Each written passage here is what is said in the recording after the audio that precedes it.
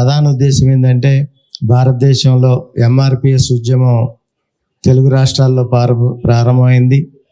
EWS ఉద్యమం తెలుగు రాష్ట్రాల్లో ప్రారంభమైంది. ఏ ఉద్యమం వెనకైనా తప్పనిసరిగా ఒక జర్నలిస్ట్ ఉంటాడు, భరద్వాజ్ అని నాకు తెలుసు.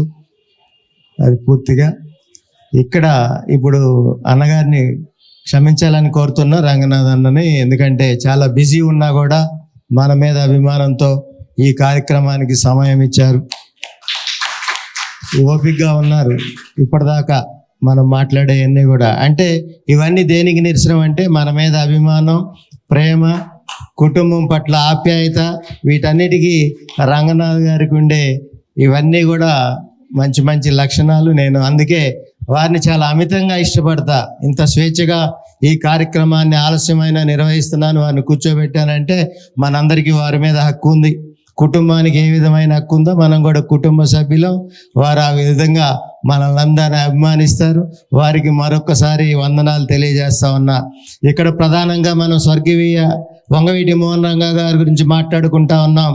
ఇంతమంది వేదిక మీద కూర్చున్నాం, ఇంతమంది నాయకత్వం ఉంది. ఇక్కడ భగవాన్ గారు ఉన్నారు. అదేవిధంగా ఇక్కడ తెలంగాణ మున్నూరు కాపు సంఘానికి మాజీ అధ్యక్షులు వచ్చారు, ఇప్పుడున్న అధ్యక్షులు వచ్చారు. ఇప్పుడున్న అధ్యక్షులు అంటే తెలంగాణలో 40 లక్షల మున్నూరు కాపులు ఉన్నారు. సెటిలర్స్ 10 లక్షల మంది ఉన్నారు. 50 లక్షల యొక్క ప్రాతినిధ్యం, నాయకత్వం ఏడుంది. ఉమ్మడి రాష్ట్రంలో కాపుల పరిస్థితి ఏంది, ఇప్పుడున్న పరిస్థితి ఏంది, రాజకీయాల పరిస్థితి ఏంది, గతంలో ఉమ్మడి రాష్ట్రంలో ఎంతమంది శాసనసభ్యులు హైదరాబాద్ వేదికగా ఉన్నారు, ఇప్పుడు ముగ్గురే తెలంగాణ రాష్ట్రంలో ఎందుకున్నారు. 40 లక్షల మున్నూరు కాపులు ఈరోజు 13 లక్షలకి ఎందుకు చూపించబడ్డారు. అదే ఇతర సంఘాలు వారికి ఉన్న సంఖ్య ఏ విధంగా కులగణంలో జనగణంలో ఏ విధంగా పెరిగింది. మనకున్న వైఫల్యం ఏంది, వైఫల్యాలు గల కారణాలు ఏంది. ఏదైతే మొన్న అపెక్స్ మీటింగ్ సమావేశం ఏర్పాటు చేసుకున్నామో దాంట్లో మాజీ మంత్రులు సాక్షాత్గా చెప్పారు, హైదరాబాద్ వేదికగా తెలంగాణ రాష్ట్రంలో 4 ఉన్నతాధికారుల మీద ఏసీబీ కేసులు పెట్టారని. క్షమించాలి, ఇక్కడ అన్నగారు ఉన్నారు కానీ దాని మీద ఎక్కువ మాట్లాడలేను. వారికి మన మీద అభిమానంతో వచ్చారు. మొత్తంగా చూసుకుంటే ప్రోత్సాహం కానీ మనం పోయే విధానం కానీ రాజకీయాల్లో మనకున్న ప్రాధాన్యత తగ్గుతూ ఉంది. ఉమ్మడి రాష్ట్రంలో తెలంగాణలో అదేవిధంగా స్వాతంత్రం వచ్చిన తర్వాత ఇక్కడ మనకున్న చాలా గౌరవంగా ఉన్న పరిస్థితి ఉండేది. ఇప్పుడు ఆ పరిస్థితులు మారినాయి. ఏదైతే కులం రాజకీయ నాయకుల్లో ఉన్న వాళ్ళకి బలం కావాలి. తెలంగాణలో ప్రధానంగా హైదరాబాద్కి వేదికగా రాజకీయాలలో ఉన్న వాళ్ళు కులానికి బలం అవుతున్నారు, తద్వారా వాళ్ళు నష్టపోతూ ఉన్నారు. అలా కాదు, ఏదైతే మన కోసం పనిచేసే అన్నలాంటి వాళ్ళు ఉన్నారో వాళ్ళందరినీ కాపాడుకోవాల్సిన బాధ్యత మనందరి మీద ఉంది. సైన్యం అంతా వారి వెనక ఉండాలి. అప్పుడు మాత్రమే వాళ్ళు మనకి సహాయం చేయగలుగుతారు. మన ద్వారా వాళ్ళకి ఇబ్బందులు అనేవి సృష్టించకూడదు, రాకూడదు. ఏదైనా మన కోసం 2 రాష్ట్రాల్లో పనిచేసే ఉన్నతాధికారుల సంఖ్య గణనీయంగా తగ్గుతుంది. గతంలో ఐఏఎస్లు ఐపీఎస్లు చాలా ఎక్కువగా ఉండేవాళ్ళు, ఇప్పుడు తగ్గుతూ ఉంది. గ్రూప్స్లో చాలా తక్కువ శాతం వస్తుంది. ఏదైతే సామాజిక వర్గాలుగా చూసుకుంటే మనకంటే 100 సంవత్సరాల ముందు ఇతర సంఘాలు ఉన్నాయి.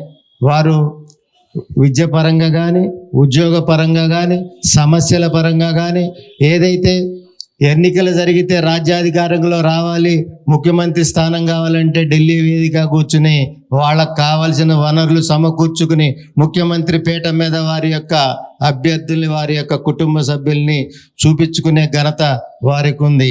రాజ్యాధికారంలో సమస్యలు ఉంటే కుల సంఘంలో కూర్చుని సమస్యల్ని పరిష్కరించుకునే ఆలోచన విధానం వాళ్ళందరికీ ఉంది. అదే బాటలో మనవారు కూడా పయనించాలని, అటువంటి నాయకత్వం మీరంతా 2 రాష్ట్రాలకు అందించాలని మిమ్మల్ని అందరినీ ప్రార్థిస్తూ కోరుకుంటూ, ఏదైతే స్వర్గీయ వంగవీటి మోహన్ రంగా గారి ఆలోచన విధానాలతో వారిని స్మరించుకుంటూ కూర్చున్నామో, ఇక్కడ కలిసామో, పోరాటమే లక్ష్యం, ఎదుర్కోవటమే లక్ష్యం. ఈ 2 మనం తప్పనిసరిగా పాటించాల్సింది.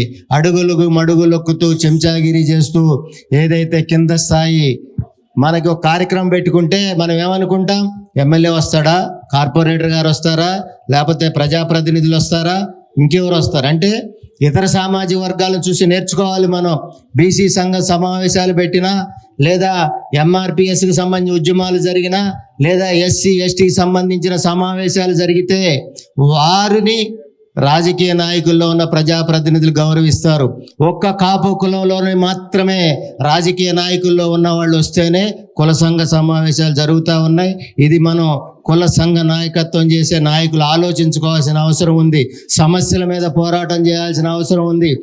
సమస్యల మీద పోరాటం చేయలేని సామాజిక నాయకులుంటే, సామాజిక సంఘాలుంటే మాత్రమే అధికారుల దగ్గర, అధికారంలో ఉన్న వారి దగ్గర ఇంటి ముందు కూర్చోవాల్సిన పరిస్థితి ఉంటుంది. ఆ విధంగా కాకుండా సంఘ నాయకులు ఆలోచించాలి, సమస్యల మీద పోరాడాలని చెప్పి శిరస్సు వంచి ప్రార్థిస్తూ